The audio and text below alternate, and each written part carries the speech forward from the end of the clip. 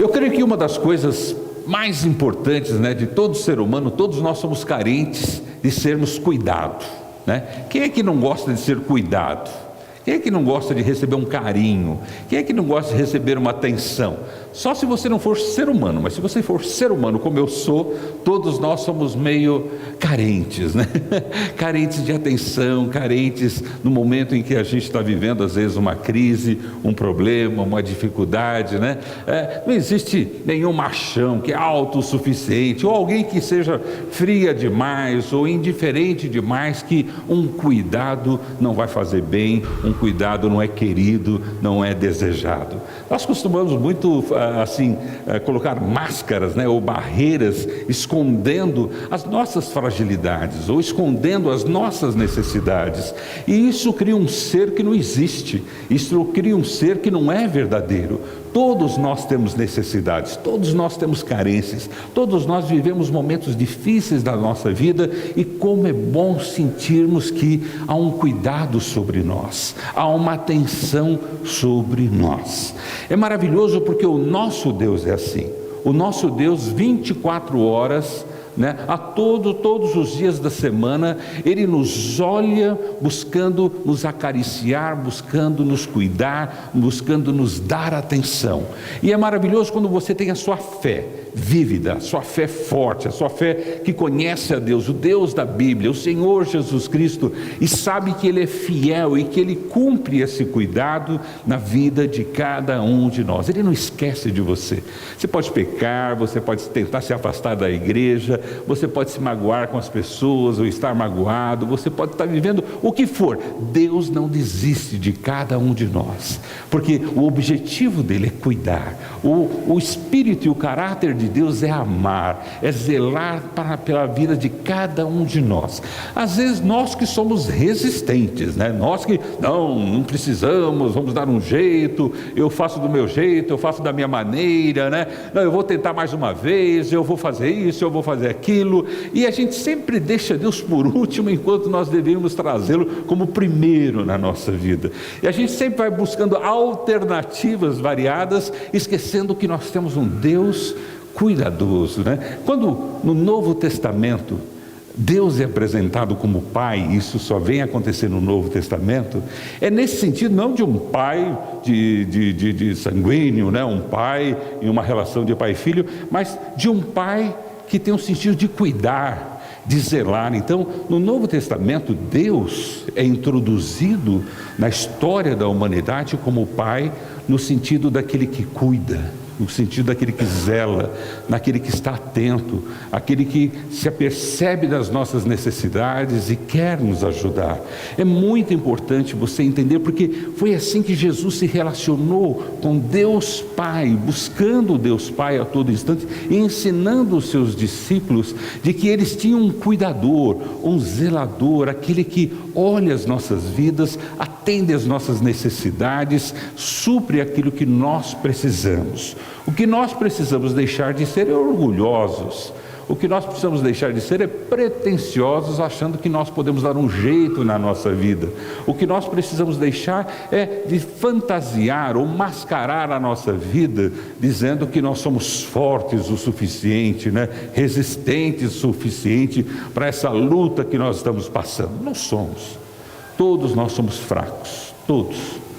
Desde o mais intelectual ao menos intelectual, desde o mais pobre ao mais rico, todos nós somos frágeis, somos seres humanos que dependemos de Deus e da ação sobrenatural de Deus na nossa vida. Por isso que a fé vívida, a fé que você tem ela vivificada, lendo a Bíblia, orando, vindo à igreja, participando das células, louvando ao Senhor, participando do ministério do Senhor, isso mantém essa lembrança de quem ama você, de quem providencia todas as coisas que você precisa, de quem cuida, de quem zela de você.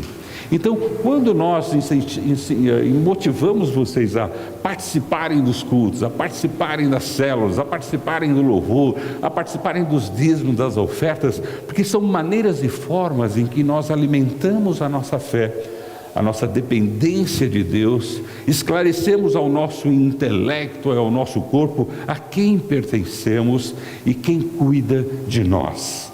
Então, quando eu saio, e às vezes saio numa aventura de moto, né, de Cajamar a Jundiaí, por exemplo, né, uns 30 quilômetros mais ou menos, né?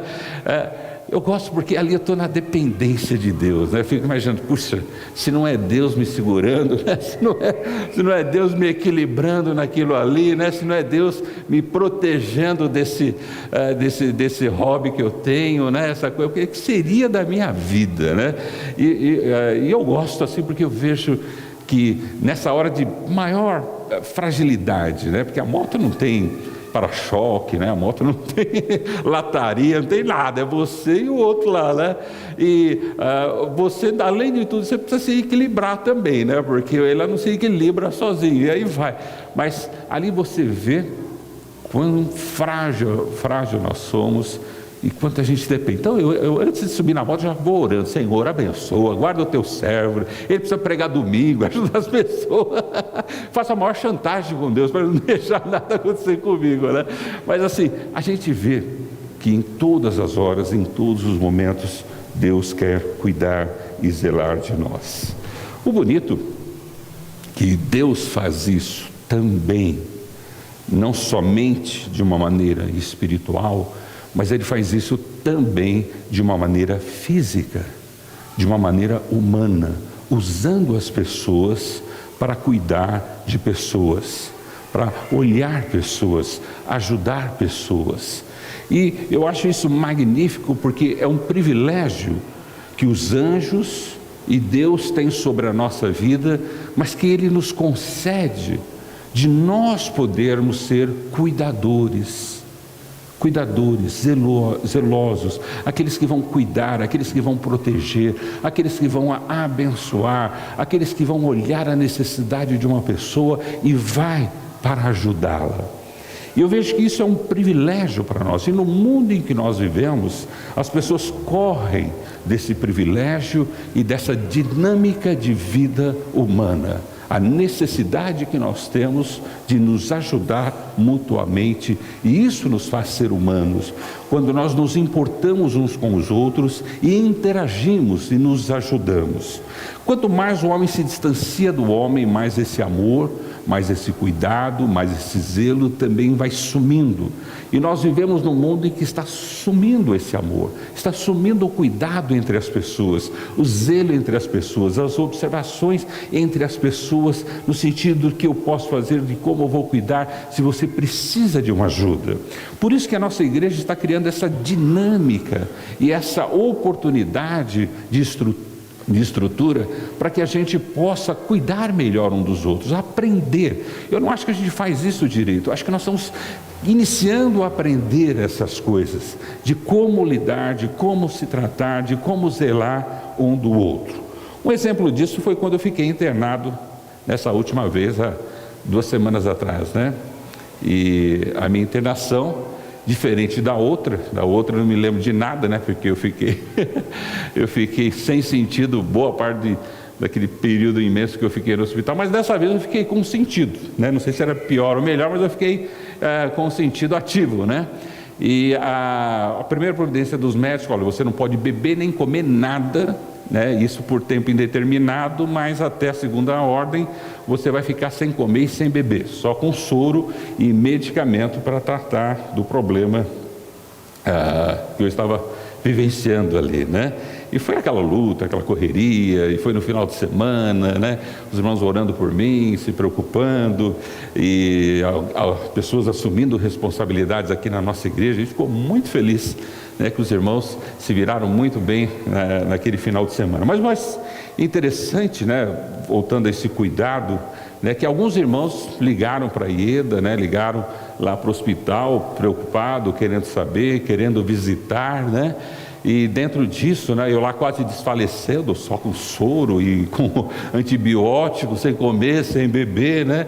Ela chegou para mim e falou: Fernando, né, o pessoal está querendo visitar você, só que eles estão perguntando o que eles podem trazer, mas eles não podem trazer nada para você comer. Como é que faz, né?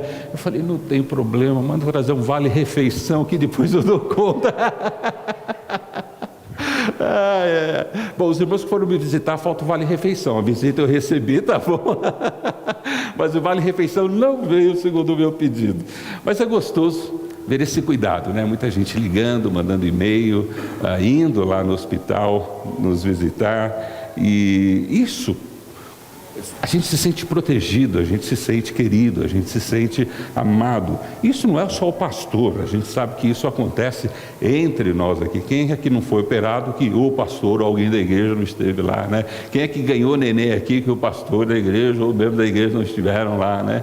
Então, e é muito bom, é muito gostoso. A gente foi essa semana visitar a Karina, né, que estava tendo um processo cirúrgico na vida dela, e foi muito gostoso, né? Que a gente esteve com ela, com o esposo dela, gastamos um tempo ali no hospital, né? Brincando, conversando, e graças a Deus, né, ela já saiu, ela está bem, e a gente fica feliz com isso aí. Como é importante nós cuidarmos, nós olharmos a vida um do outro e saber que nós podemos fazer alguma coisa.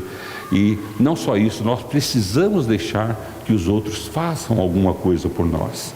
Porque uma outra coisa que ocorre, às vezes a gente fala assim: olha, nós vamos orar por você, como é que você está? Não, então eu vou orar. Não precisa nem se preocupar. Eu falei: meu Deus do céu, a gente está falando que vai orar, o cara fala que não precisa nem se preocupar, né? Então, se nem oração ele quer, imagina a ação de Deus na vida dele. Mas é importante você deixar ser amado, deixar ser cuidado. E é importante você cuidar das pessoas.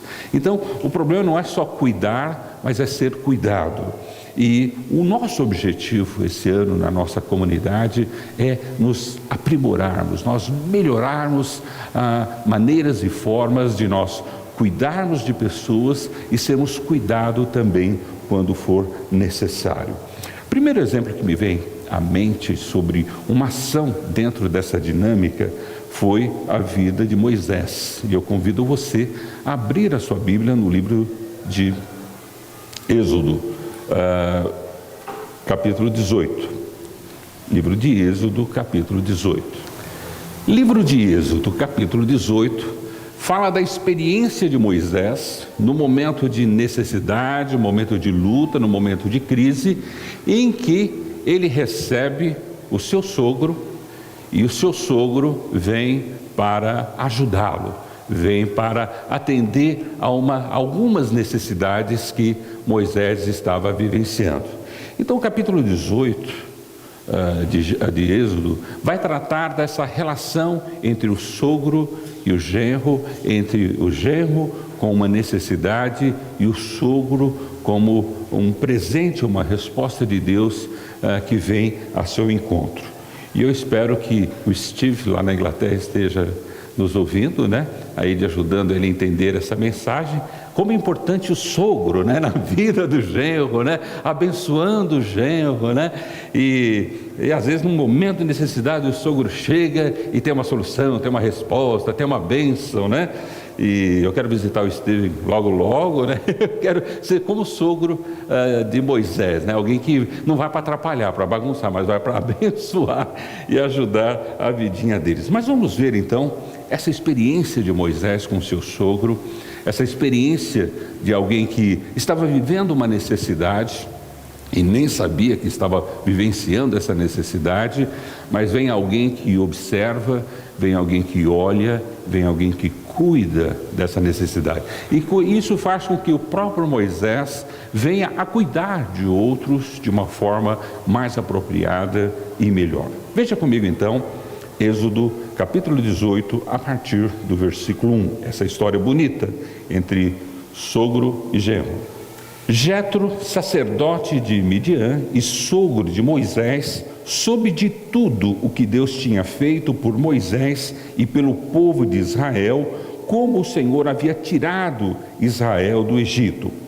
Moisés tinha mandado Zípora, sua mulher, para a casa de seu sogro Jetro, que a recebeu com os seus 2 filhos. Um deles chamava-se Gerson, pois Moisés dissera: tornei-me imigrante em terra estrangeira. E o outro chamava-se Eliezer, pois dissera: o Deus de meu pai foi o meu ajudador, livrou-me da espada do faraó. Jetro, sogro de Moisés, veio com os filhos e a mulher de Moisés encontrá-lo no deserto, onde estava acampado, perto do monte de Deus. E Jetro mandou dizer-lhe: eu, seu sogro Jetro, estou indo encontrá-lo, e comigo vão sua mulher e seus 2 filhos.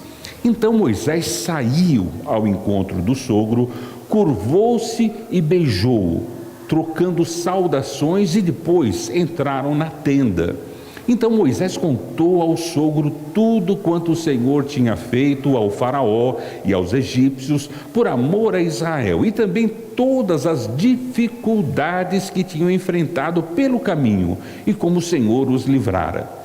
Jetro alegrou-se ao ouvir todas as coisas boas que o Senhor tinha feito a Israel, libertando-o das mãos dos egípcios. Disse ele: bendito seja o Senhor que libertou vocês das mãos dos egípcios e de Faraó, que livrou o povo das mãos dos egípcios. Agora sei que o Senhor é maior do que todos os outros deuses, pois ele o superou exatamente naquilo de que se vangloriavam.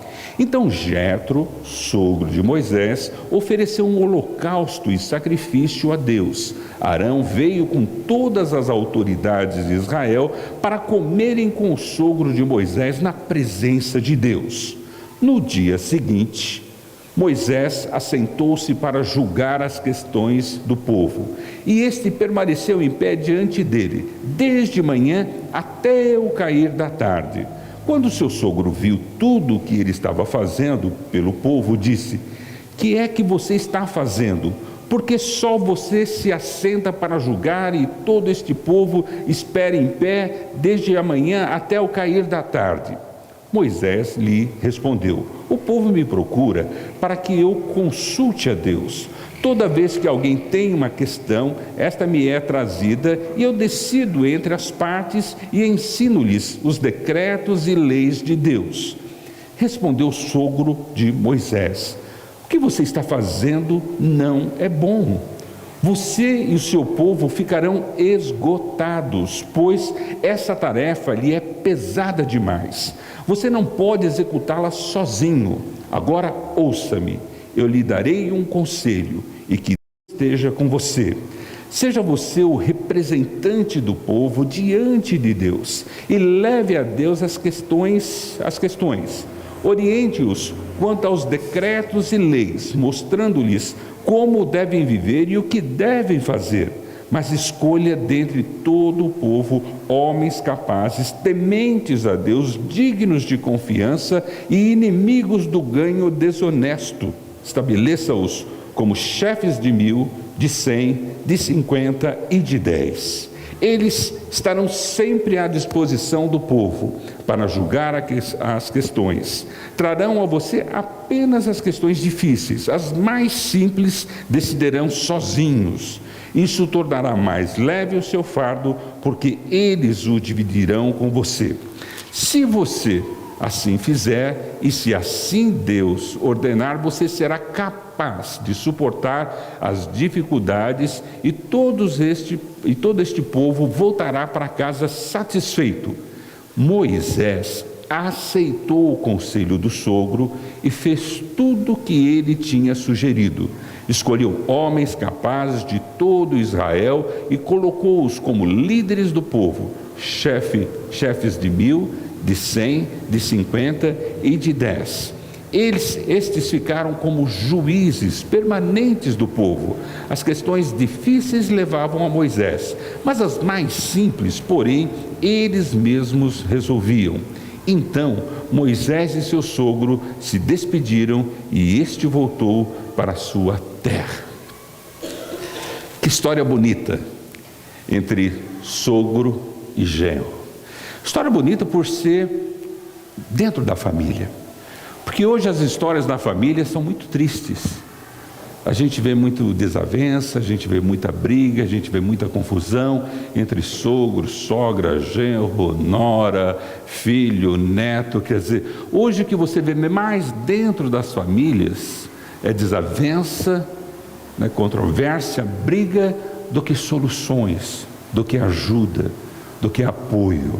Aqui nós estamos vendo um sogro apoiador, um sogro cuidador, um sogro que se importa, um sogro que ama o seu genro.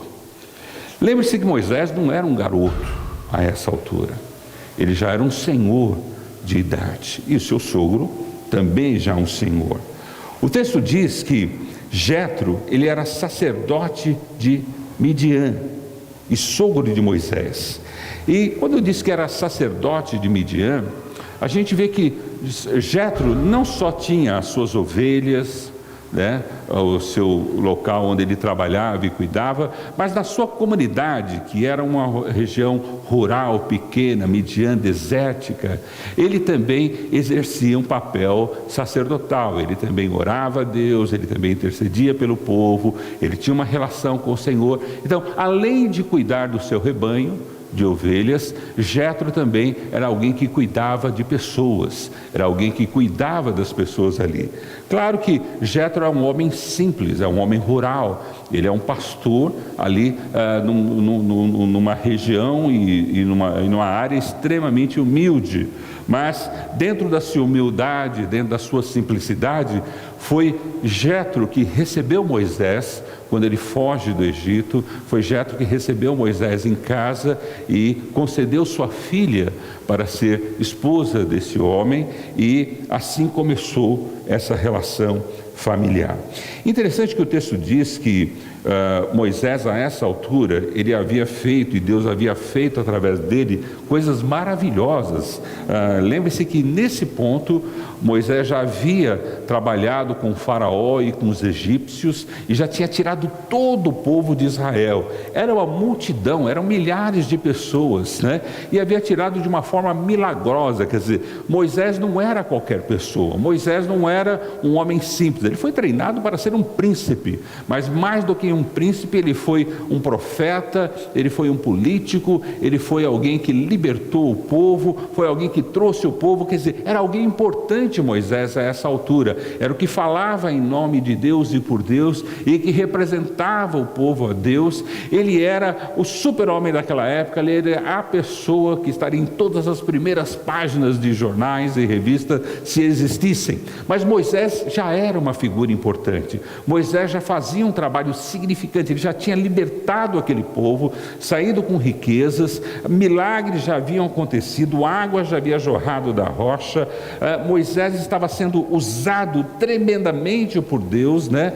E Deus mantinha sua palavra com Moisés, alimentando o povo, interagindo com o povo. Então, quem era Moisés nesse ponto? Era um homem já que havia vencido as suas dificuldades, as suas limitações, as suas inibições, aqueles constrangimentos que ele tinha antes de iniciar o seu papel, a sua missão. E aqui ele começa a viver um momento glorioso, um momento de importância, um momento de relevância. Ele era o líder desse povo, ele era o líder dessa nação que se iniciava, ele era a pessoa principal que Deus usava como intermediador. Ele era as pessoas tinham confiança em Moisés nesse papel.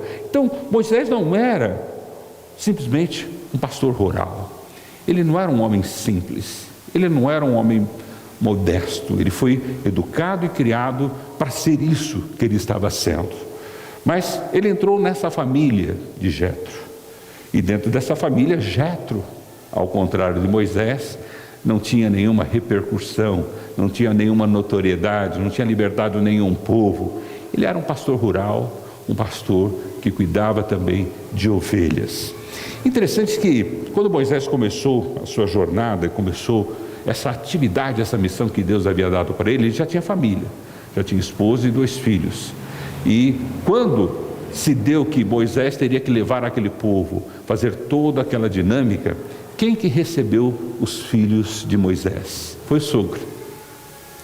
O sogro foi aquele que recebeu os filhos para que Moisés pudesse dar continuidade, fazer o que ele precisava fazer, não só dos filhos, mas também da filha. E isso não era comum naquela época, isso poderia ser um escândalo tremendo. A filha e os netos, ali no caso, voltarem, né, para casa. Isso seria uma aberração, mas aquela família estava preocupada em acolhimento, em ajuda, né? Jétro sabia o que Moisés estava fazendo e a importância daquilo que Moisés estava realizando, e ele não se importou em trazer a sua filha e os seus 2 netos com ele para cuidar deles, enquanto Moisés realizava essa grande obra. Só que chegou um momento em que Jétro teve o discernimento de: vou devolver. Ele me emprestou um pacote, né? Agora tem que devolver esse pacote.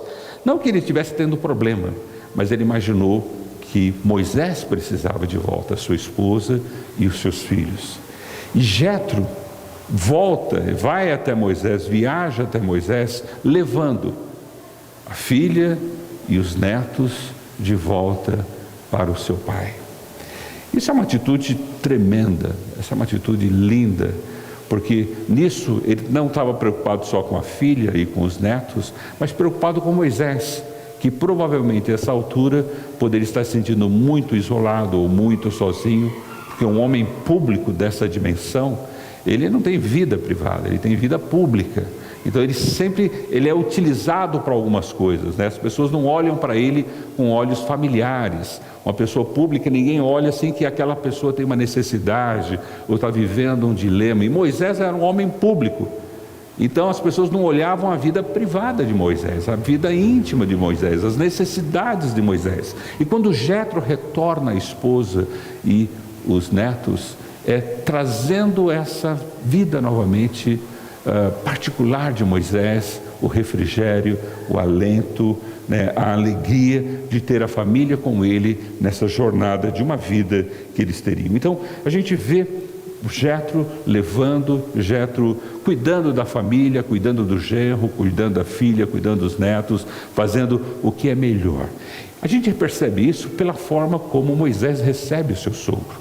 Não foi assim: já veio aquele cara de novo, meu Deus do céu, né? De novo está aí na porta, tal. Não. Quando Moisés soube que o seu sogro estava vindo, trazendo a sua esposa, né, filha de Jétro, e os seus 2 filhos, Moisés, né, ele se levanta, veja, versículo 7. Então Moisés saiu ao encontro do sogro, não esperou o sogro chegar, mas ele saiu ao encontro. Aí você começa a ver a necessidade, o quanto aquilo estava fazendo bem a Moisés, o quanto aquilo era importante na vida de Moisés, e a gente vê Jétro cuidando da vida familiar, Jétro como sogro zelando pela boa relação familiar. Qual avô que não quer ficar com o neto para sempre, né? Eu sou assim, né? Eu sempre pergunto: quer deixar já a certidão de nascimento com a gente, né? Para a nossa netinha, né? Porque eu creio que Jétro, para levar de volta a filhos e os netos, eu acho que foi uma loucura, mas ele não estava pensando nele, ele estava pensando em Moisés, ele estava pensando na filha, ele estava pensando no neto, ele estava pensando naquilo que era melhor para a família.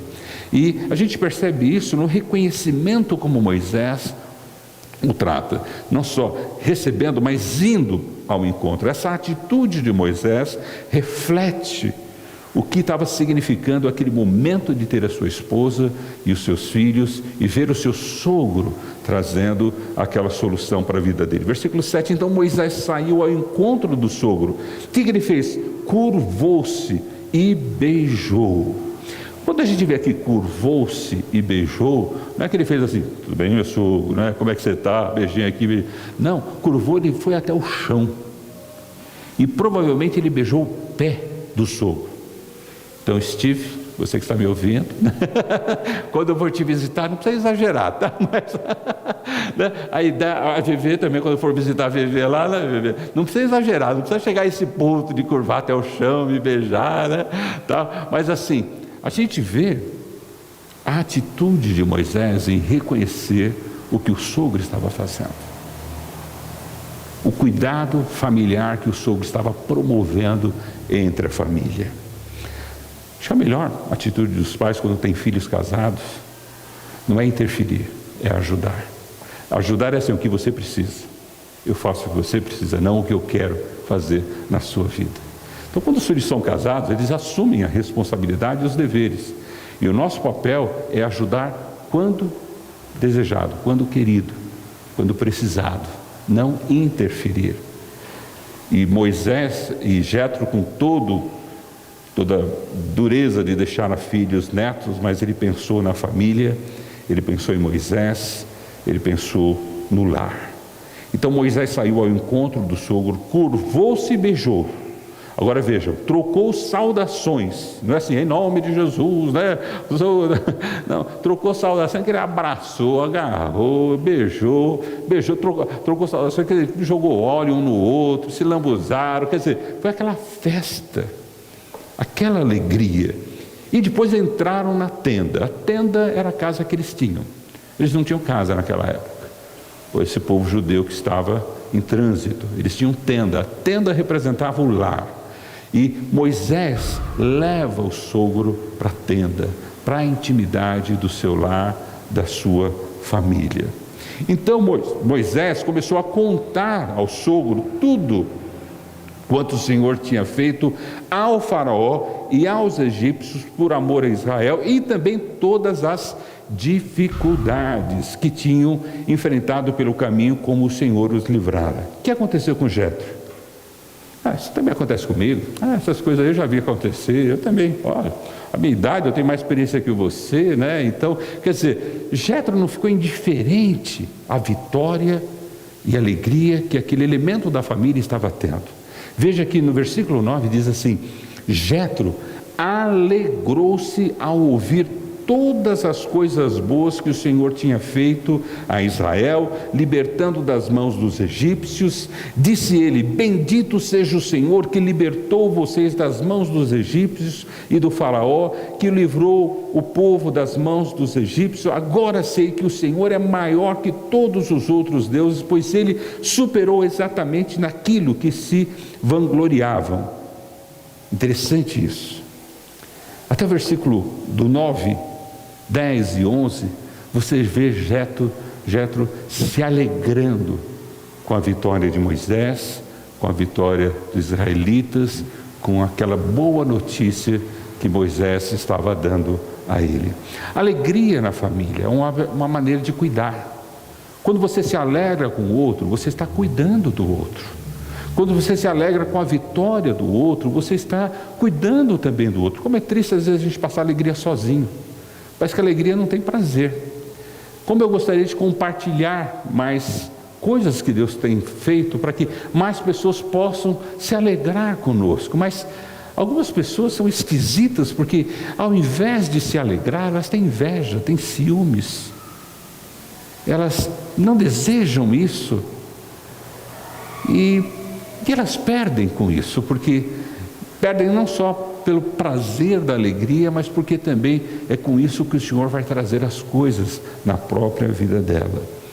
Interessante que Jetro poderia falar: você é um garotão aí, tem 80 anos, eu tenho mais experiência que você, já passei muitas coisas da minha vida, eu sei o que é isso e tal. Não, Jetro pulou. Jetro se alegrou, ele festejou, ele viveu aquele momento de vitória e de realização magnífica. Ele falou: olha, estou querendo até mais em Deus. É isso que ele fala numa parte aqui. Estou querendo mais em Deus por isso. Quer dizer, imagina um genro escutar isso, né, do sogro, um familiar falando para um outro familiar: como você é vitorioso.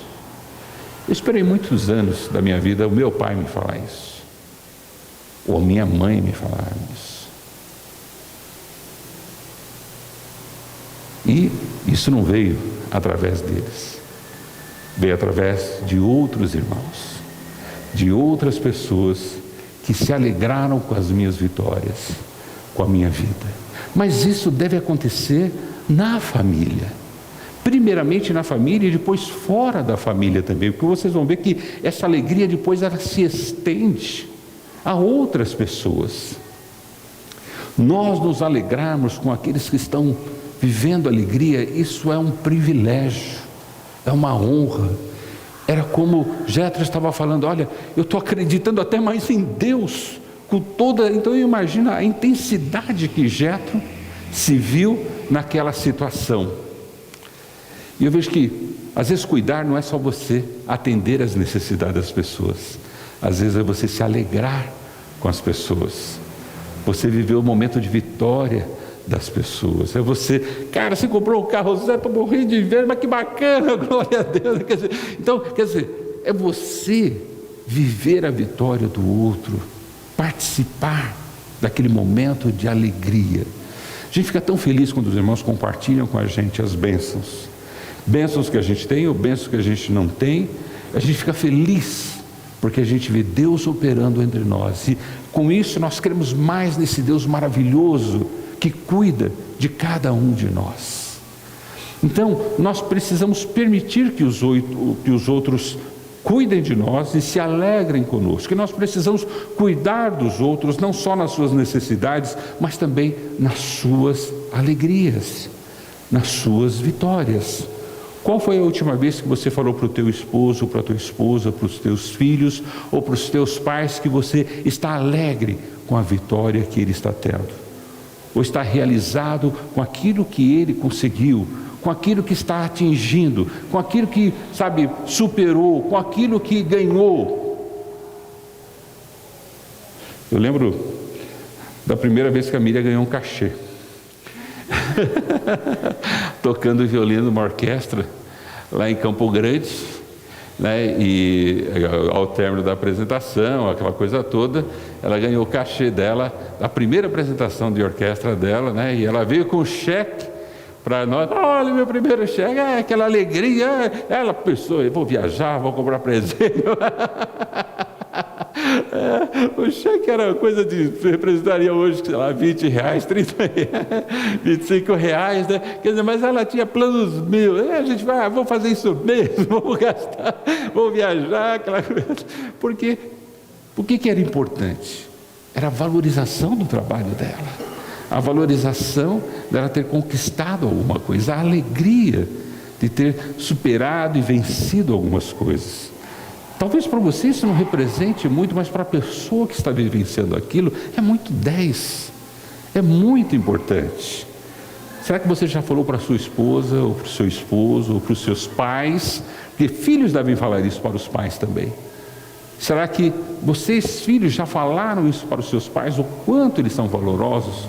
O quanto aquilo outro, aquilo que ele fez, ou aquilo que ele representou, teve um valor tremendo? Ou foi significativo? Quer dizer, você vivenciou a alegria do seu pai, da sua mãe, ou dos pais para com os filhos, né? Porque os pais às vezes têm aquela infeliz conduta de quando o filho alcança alguma coisa: não, você pode muito mais, não, você tem condições de fazer melhor. Quer dizer, nunca os pais estão satisfeitos com o que o filho alcança, e os filhos vão crescer pessoas insatisfeitas, que não vão atingir. Por quê? O pai pensa que com isso está motivando ele a crescer, ele a melhorar. Não está bom não, você pode conseguir muito mais. Quer dizer, e com isso não vive aquela alegria e aquela satisfação que o filho precisa ter. Quando Jetro ouviu aquelas coisas de Moisés, Jetro pulou, se alegrou, festejou. E não foi uma coisa só entre ele e Moisés, entre ele e a esposa, e Moisés e os filhos. Interessante que Jetro, ele promove uma festa, e não só isso, uma festa espiritual. Olha que bonito a partir do versículo 12. Então Jetro, sogro de Moisés, ofereceu um holocausto e sacrifícios a Deus. E aí, e Arão veio com todas as autoridades de Israel para comerem com o sogro de Moisés na presença de Deus. Então aqui nós temos uma alegria espiritual. O que Jetro fez? Moisés: vou dar uma oferta. Ah, mas a bênção é minha, sogro. Não, eu vou dar uma oferta. Eu quero dar uma oferta pela tua alegria. Será que você dá oferta pela vitória de uma outra pessoa? Será que você faz uma oferta pela alegria de uma outra pessoa? Eu acho isso tremendo, porque Jetro era um homem simples de novo, um homem humilde. Ele promove uma festa. Imagina quantas pessoas foram nessa festa, né? Diz assim que Arão veio com todas as autoridades, e eram muitas autoridades que tinham no meio daquele povo, né? Vieram para festejar e alegrar. E quem dá o bezerro, quem dá o holocausto, quem dá a oferta é o sogro, não é Moisés. É meu direito. Quantos pais aqui dão oferta pelos filhos? Quantos pais aqui, né, ofertam pela fé na vitória dos filhos? Quantos pais aqui investem na alegria? Tem gente que recebe, é abençoado aqui e fica por isso mesmo. Não se alegram, não faz um festejo, não convida o pastor para almoçar, né, não entrega a sua oferta na igreja. Não, ninguém precisa ficar sabendo. Sabe? Jetro não. Jetro foi lá, festejou, chamou a parentada toda, chamou as autoridades e fez a alegria daquele dia. E eu creio que Jetro, Moisés, a esposa, os netos, as autoridades, eu creio que todo mundo caiu numa grande alegria. E veja, foi a promoção de um homem simples, um homem que se preocupou em cuidar da família, um homem que se preocupou em cuidar daquele que estava sendo vitorioso. Ele podia falar para Moisés: Moisés, agora que você está rico, milionário, está ganhando muito dinheiro, faz uma festinha aí para a gente. Não, eu quero dar essa festa, eu quero dar essa oferta. E Jetro se alegrou, e tudo isso aconteceu. Mas a vida não é só de alegria, né, gente? A vida não é só de festejo, a vida não é só de cuidado familiar, a vida não é só de fé, de investir na fé, na alegria espiritual das pessoas. Versículo 13 em diante vai contar então uma situação que Jetro observa. Jetro observa isso no convívio naqueles dias com Moisés. Veja o que acontece a partir do versículo 13. No dia seguinte, Moisés fez o que era comum ele fazer todos os dias. Ele assentou-se para julgar as questões do povo. E este permaneceu em pé diante dele muito tempo. De manhã, à tarde, à noite, estava aquele povo imenso ali para conversar, tirar dúvida, aprender de Deus, ser ajudado. Então Moisés parece que era o único que ajudava. Moisés parece que era o único que se alegrava. Moisés parece que era o único canal dali. Quando o sogro de Jetro viu aquilo, veja o versículo 14. Quando o seu sogro viu tudo o que ele estava fazendo pelo povo, disse... Fazendo pelo povo, né? E não eram coisas boas. Veja, o que o sogro disse: o que é que você está fazendo? Por que só você se assenta para julgar e todo este povo espera em pé desde manhã até ao cair da tarde? Aí Moisés responde para ele: sogro, o negócio é o seguinte, né? O povo me procura para que eu consulte. Toda vez que alguém tem uma questão, esta me é trazida e eu decido entre as partes e ensino-lhes os decretos e as leis de Deus. Aí o sogro de Moisés responde para ele: o que você está fazendo? O que você está fazendo não é bom. Você e o seu povo ficarão esgotados, pois essa tarefa lhe é pesada demais. Você não poderá executá-la sozinho. Ouça-me, agora ouça-me, e eu lhe darei um conselho, e que Deus esteja com você. Eu acho, Jetro tinha a sua experiência de lidar com o gado, de saber que dividir o gado, ou melhor, administrar o gado, era a forma em que ele se organizava ali no campo. E quando ele viu aquela multidão em cima de Moisés, como se fosse um gado, várias ovelhas em um pasto só, esgotando aquele pasto e o pasto não dando para aquilo, ele pensou na sua estratégia de pastor, de dividir os pastos, dividir as ovelhas, dividir todas as coisas. Mas é interessante que, de novo, Jetro olha a necessidade, Jetro enxerga o problema e a dificuldade, e ele vai de encontro a atender a situação em que Moisés está passando. O que eu acho bonito nessa passagem é a atitude de Jetro, mas também a atitude de Moisés. Porque Moisés podia falar para ele: sogro, só entende de ovelha, povo entendo eu, multidão entendo eu, relação com Deus tem eu, o senhor entende ali, do seu desertinho lá de Midian, aquela situação toda. Não. Moisés, ele responde, interage e ouve o sogro, ouve aquela pessoa. Por quê? Por que vocês acham que Moisés ouviu a Jetro? Porque anteriormente Moisés tinha se alegrado com Jetro. Jetro tinha se alegrado com Moisés. Jetro tinha festejado com Moisés. Então Jetro tinha liberdade de chegar: meu filho, olha, vamos fazer isso. Vamos.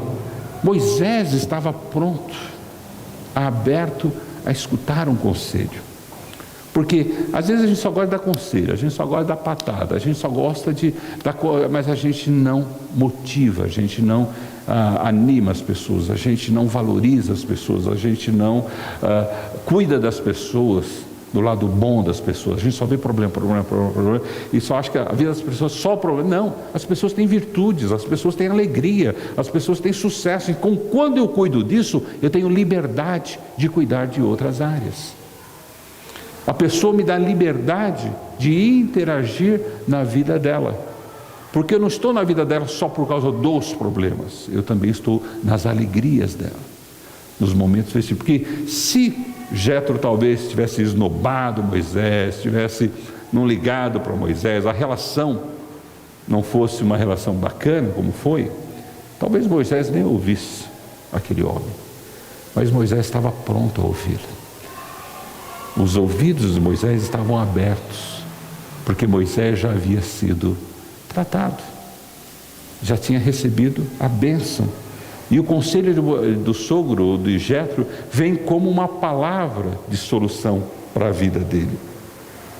E quando Jetro orienta, como ele deveria fazer, e que ele deveria escolher as pessoas, então escolhe homens íntegros, homens verdadeiros, pessoas realmente que você confia, e coloca elas sobre uma ordem de 1000, de 100 e de 10, e assim vocês vão administrando melhor. E aqui a gente vê a primeira divisão em células, primeiros grupos celulares, em que o povo é dividido para ser melhor atendido, melhor cuidado, porque maior que fosse o coração de Moisés, ele era um só, e o povo era um povo imenso.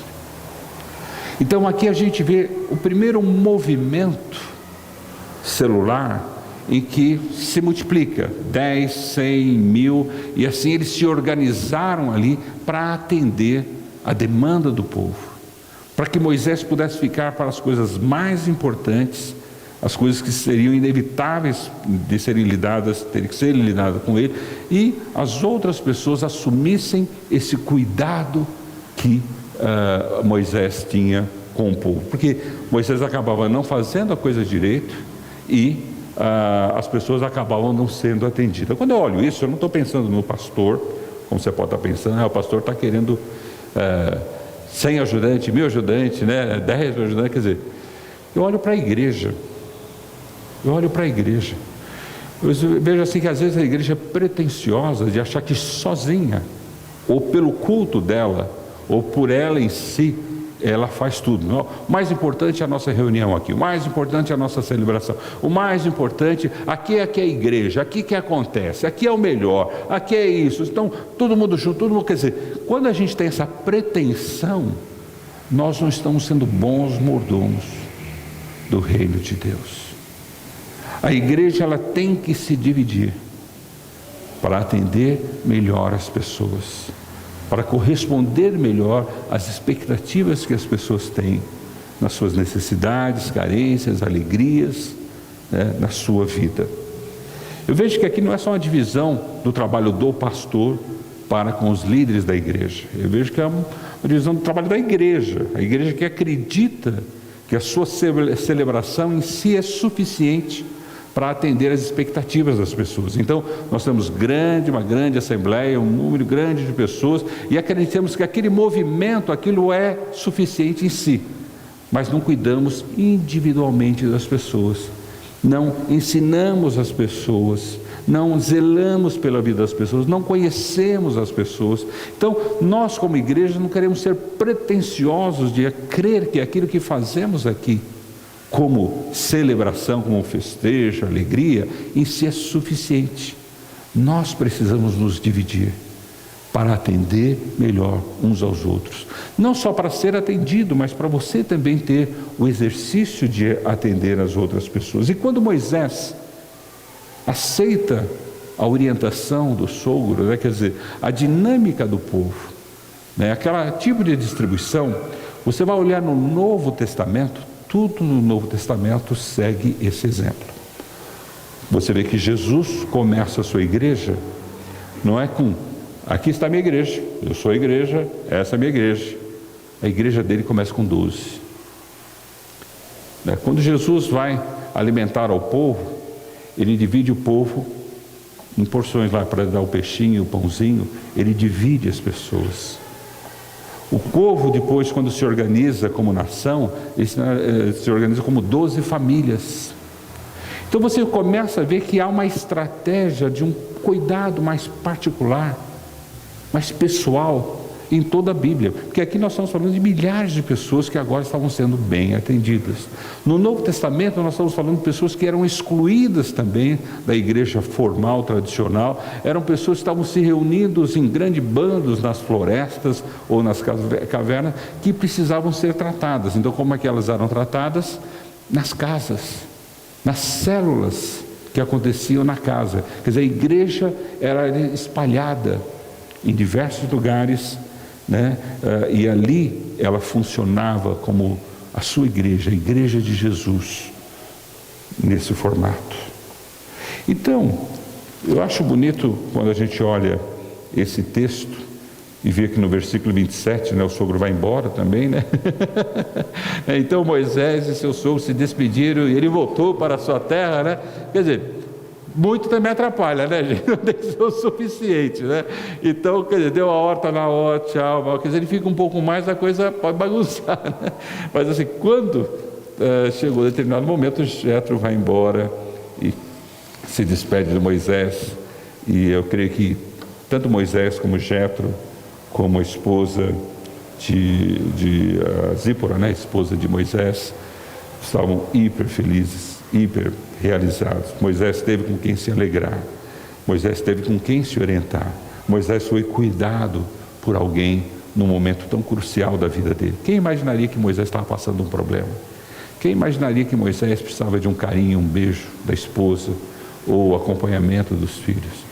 Quem imaginaria que Moisés não saberia que ele tinha que se dividir entre o povo? Quer dizer, ninguém imaginava, todo mundo imaginava que Moisés era o cara, ele faz tudo, ele resolve tudo. Mas graças a Deus pela vida do seu sogro, que olhou Moisés como um homem que precisava ser cuidado. E Jetro cuidou, levou a família, festejou com Moisés e orientou Moisés. E depois ele sai de cena. Eu vejo que o nosso papel como cristãos está muito dentro desse perfil que precisamos construir na nossa vida, tanto de ser um Jetro, como também de ser um Moisés. Precisamos ser um Moisés no sentido de que eu não posso me entender como autossuficiente, eu sou o cara, sou o melhor, eu sou bom, eu sou homem. Eu tenho necessidades básicas como a minha família. Eu tenho problemas que às vezes eu não sei administrar. Quer dizer, quando você é humilde para receber ajuda, como Moisés foi, você cresce, você melhora, você desenvolve. Quando você é um Jetro e consegue enxergar as necessidades, não, eu cuido da tua criança, eu cuido disso para você. Eu lembro quando eu fiz uma viagem muito longa, antes eu viajava bastante, né, por causa do trabalho, e essa viagem particularmente era enorme, né? Eu quase morri, fiquei 40 dias longe de casa, né? E eu lembro que essa viagem, assim, nossa, era empolgante, era maravilhosa. Eu estava indo para Israel, né? Ia ter uma experiência em vários setores lá em Israel, e era uma oportunidade magnífica, mas tinha minha família, né? Como é que eu faço com a minha família? Minha esposa não sabia dirigir, né? As crianças eram pequenas, né? O meu carro era um carro grande, né? E a gente morava um pouco distante de todas as coisas, né? Mas aí quando surgiu o convite dessa viagem, né, eu compartilhei com a minha célula que eu tinha em casa, foi tremendo. Porque minha célula falou: Fernando, não se preocupe. Como assim não se preocupe, né? Porque a Ieda não dava conta das crianças, né? Eles eram pequenos na época, né? Era tudo distante, ela não estava aprendendo a dirigir, não sabia dirigir, não tinha carteira, né? Não, pode viajar numa boa, fica tranquilo. E a célula, o que eles fizeram? Um ficou responsável de fazer as compras, outro ficou responsável de olhar a minha casa, ver se tem alguma necessidade, outro ficou responsável de ensinar a Ieda a dirigir, outro ficou... E cada um da célula assumiu um papel. Eu já estava preocupado, né? Porque eu já não sou mais útil, então, né? Mas cada um deles assumiu um papel importante, né? E teve um louco lá que ensinou a Ieda a dirigir nesse período, né? Foi cavalete de água, né? Foi o carro, foi tudo. Mas ele ensinou a Ieda a dirigir, né? E era muito interessante, porque era um casal e a esposa era paraguaia, né? Então ela sempre brincava com a Ieda, né? Olha, quando o Fernando chegar, eu vou ficar com ele todo esse tempo que você ficou com meu marido, eu vou ficar com o Fernando também, né? Então, mas assim, foi uma experiência tão gostosa, porque isso não era só comigo. Quando acontecia alguma coisa com eles, nós também nos ajudávamos, nós cobrimos uns aos outros, quer dizer, não havia necessidade entre nós, né? E tudo era compartilhado nas nossas vidas. E eles ficaram felizes com a minha vitória, com esse prêmio que eu havia recebido, com essa viagem. Eles não só ficaram felizes, né, comigo, mas como eles também me supriram as minhas necessidades, né, as necessidades da minha casa, para que eu pudesse e tivesse tranquilidade nessa viagem que eu fiz desse tempo todo. Então, é bom quando você recebe, quando você é cuidado, mas é bom quando você cuida, quando você zela. Uma das pessoas dessa nossa célula, né, essa paraguaia e esse brasileiro, que é o mexicano, que ensinou a Ieda a dirigir, toda semana esse casal ia para o Hospital das Clínicas visitar os enfermos. Toda semana. Toda semana. Era o ministério pessoal deles, não era da igreja, não era nada. Eles iam e visitavam o hospital lá da Beneficência da nossa cidade, hospital grande, e eles iam com amor, visitando e orando pelas pessoas, né? Quando eu estive internado nessa última vez, apareceram duas senhoras no meu quarto, né?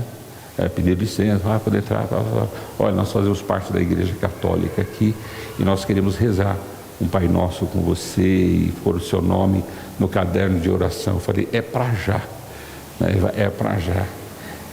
Orei com ela, o Pai Nosso, ela anotou meu nome e levou. Eu achei isso tão lindo. Eles não me conheciam, não sabiam que eu era pastor, nem falei que era pastor, nada.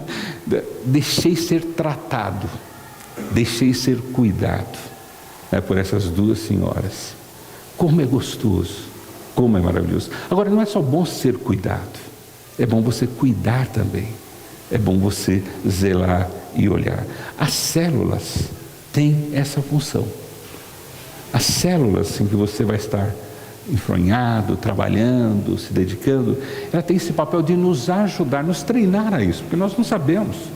Essas coisas nós estamos ouvindo, mas às vezes nós não sabemos como agir, como fazer.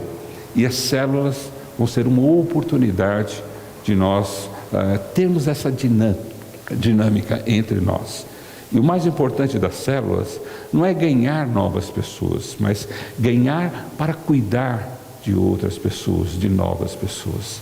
Então nós queremos cuidar muito bem de vocês e queremos que vocês cuidem muito bem de outras pessoas que vão estar vindo no nosso meio. Vamos orar então? E agradecer a vida de Jetro, de Moisés, essa experiência tão magnífica da vida dessas duas pessoas que, mesmo sendo família, houve toda essa liberdade, houve toda essa coisa bonita. E talvez hoje à noite você esteja falando: olha, eu quero participar disso, eu quero também vivenciar essas coisas boas da minha vida. E eu quero dizer para você que a única forma de você poder vivenciar tudo isso é você entregando a sua vida para Jesus. É você declarando que você quer isso e recebe Jesus Cristo como seu Senhor e Salvador, para Ele te dirigir numa vida vitoriosa como essa.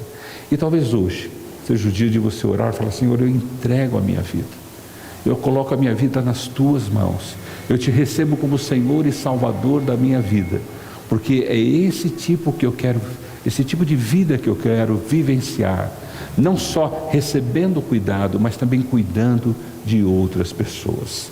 Então, com uma simples oração, você pode entregar a sua vida a Jesus Cristo aí aonde você está. E eu vou estar orando por todos nós nesse momento. Pai, muito obrigado por essa noite. Obrigado porque nós ouvimos e vimos e lemos através da sua palavra a importância de nós cuidarmos e sermos cuidados por outras pessoas, e ajudar e ser ajudado por outras pessoas, e saber que isso pode acontecer até entre a família. Pai, que o Senhor nos faça pessoas mais humildes, mais simples, que possam olhar as necessidades das outras pessoas, não só no que diz carência, mas às vezes a alegria. Às vezes as pessoas precisam que nós participemos da alegria dela, do momento de vitória dela, que nós possamos participar, não só dos momentos de lutas e dificuldades, mas que possamos também participar dos momentos de vitória e alegria dos nossos irmãos e queridos. Muito obrigado por essa noite. Obrigado porque é mais uma noite em que o Senhor nos orienta e nos dá a sua palavra no nosso coração. E nós a recebemos, ó Pai, para que ela mude as nossas vidas e mude a nossa igreja. E é no nome de Jesus que nós oramos. Amém.